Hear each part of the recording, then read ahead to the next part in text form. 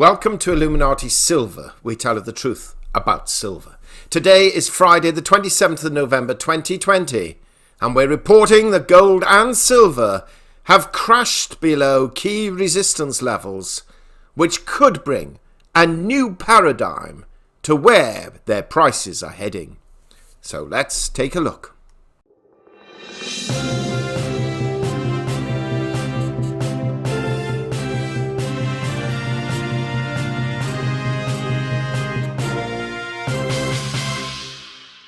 Earlier this week, we produced 4 key videos. Why gold and silver fell below key support levels. Stocks saw gold and silver dive. $100 silver, ? And our gold and silver midweek financial update, which we produced on Wednesday. Now, the main emphasis of all of these videos were lower precious metal prices. And even the one on $100 silver was pointing out that although $100 will be reached at some stage in the future, it won't be any time soon.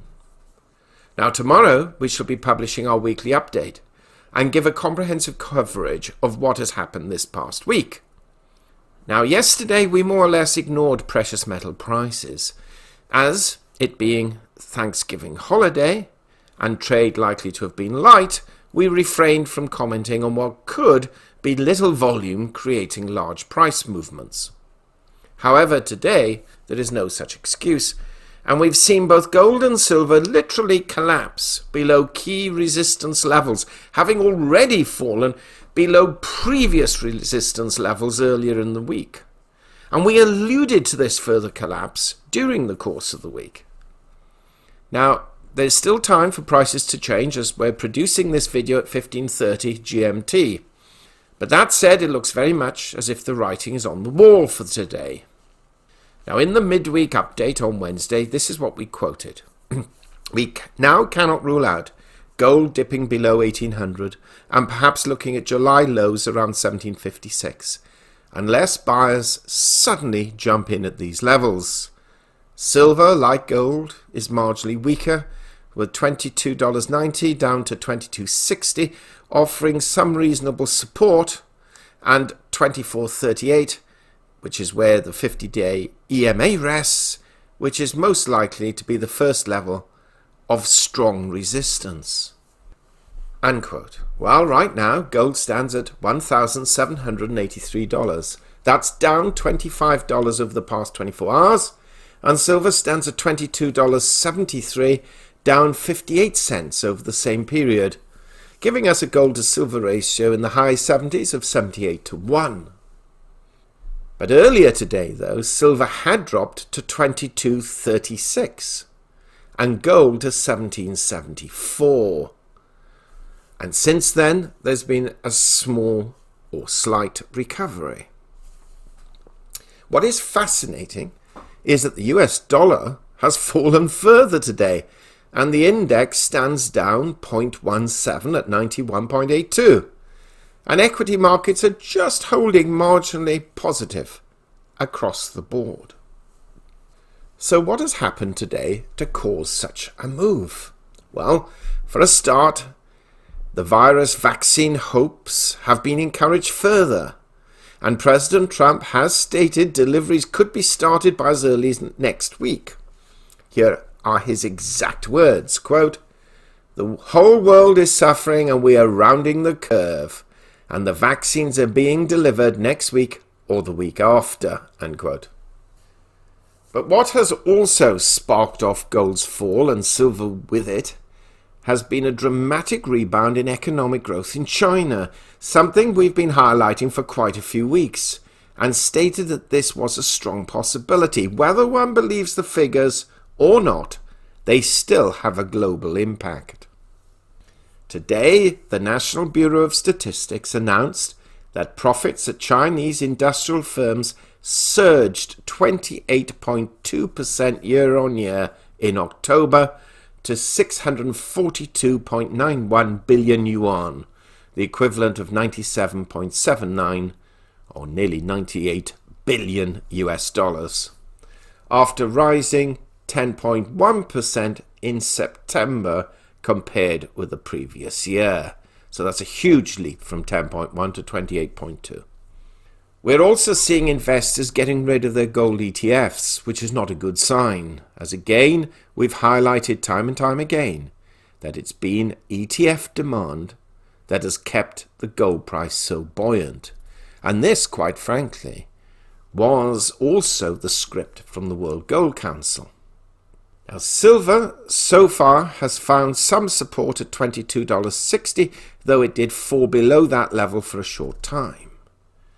If we see silver fall below $22.50 though, then do not be surprised to see it fall rapidly to $21.60, and then potentially getting closer to $20.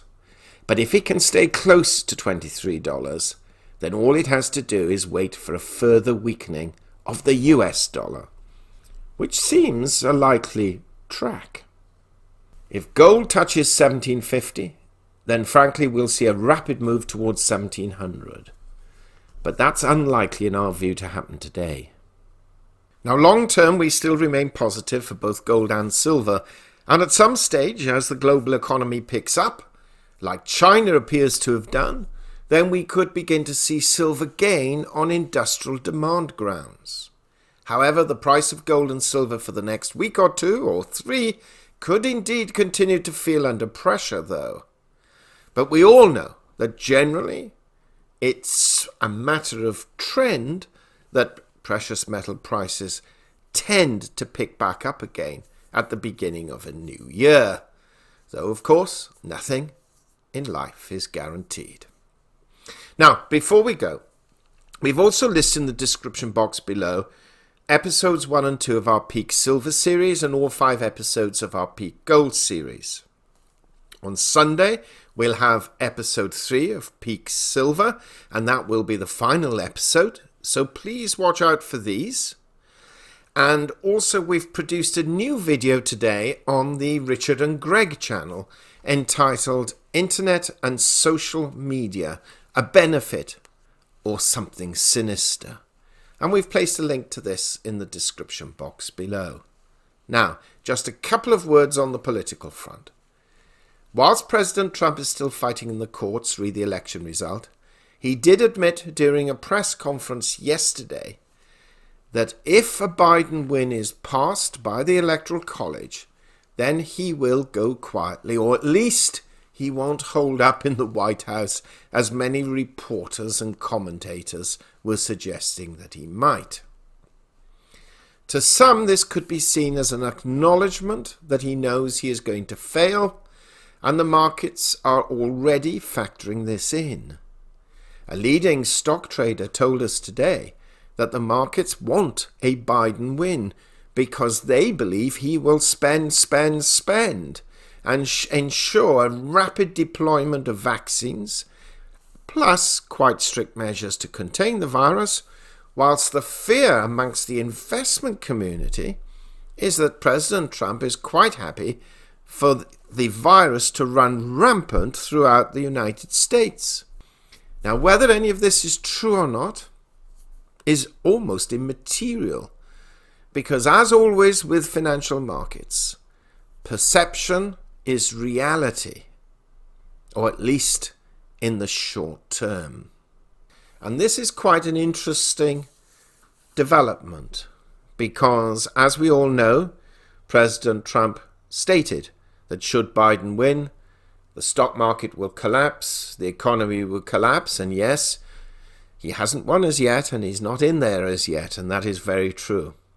But it's interesting at how markets can move so rapidly in terms of their opinion of an individual president. What do you think? Do share your thoughts. Thank you so much for listening, and if you haven't already done so, kindly subscribe to our channel. Not forgetting to press the bell sign so that you're notified of our videos as and when they are published. We hope you have found this video interesting and informative, and if so, please give it a thumbs up and share it on social media. Please ensure that you have subscribed to our channel and press the bell sign so that you are notified of any future videos.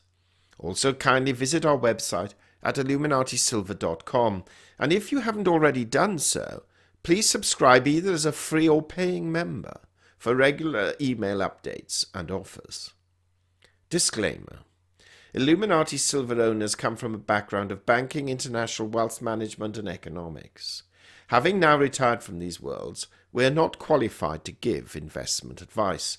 Therefore, this and other productions must not be deemed to be giving such advice and merely represent the personal views of its owners.